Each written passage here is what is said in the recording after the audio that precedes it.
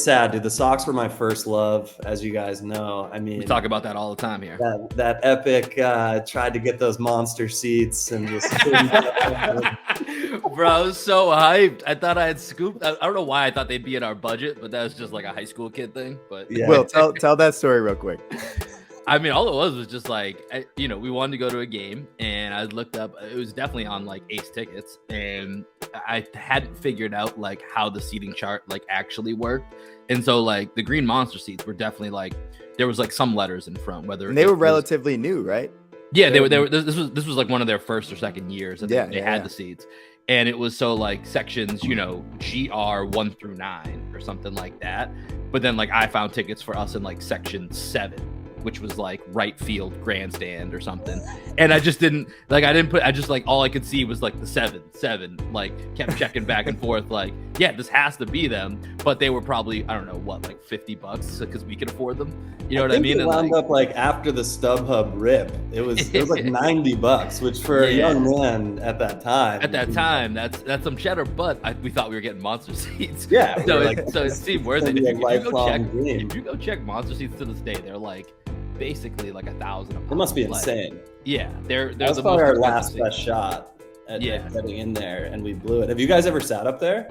Through Greg's sister, yeah. You did, Yeah. Well, yeah, we had the hookup, Phil, up until last year. My sister worked for the Red Sox for 15 years, and then her, my brother-in-law Kevin ends up being the VP of like media relations. So I could pretty much get like not any seat I wanted, but I could get pretty good seats for a few years there. Was that also the game that you got kicked out for underage drinking? Yep.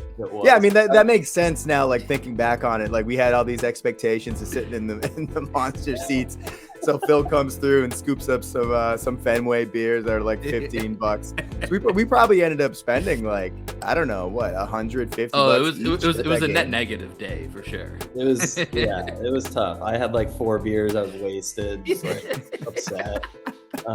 Just like probably like could have avoided it, but was like, I don't know. The guy was like, "Is that a beer?" And I was like, "What if it is?" Like, it was probably the worst. Just some like just some answer that's like, all right, this kid's clearly underage. Like no one responds to, "Is that a beer?" Like in that way. I was in a bit of a self-destructive mode, I think. I remember on my phone, I had one of the, I think it was a Samsung, one of those flip phones that opened both ways, and I had this picture of you.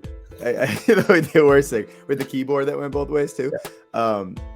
You were sipping on your beer, and I remember you had your hat pulled low, and you were like looking out, like kind of staring at me like this, sipping your beer. And it was on my phone for a while, and like I'm pretty sure minutes after that picture was taken, we got kicked out. Yeah.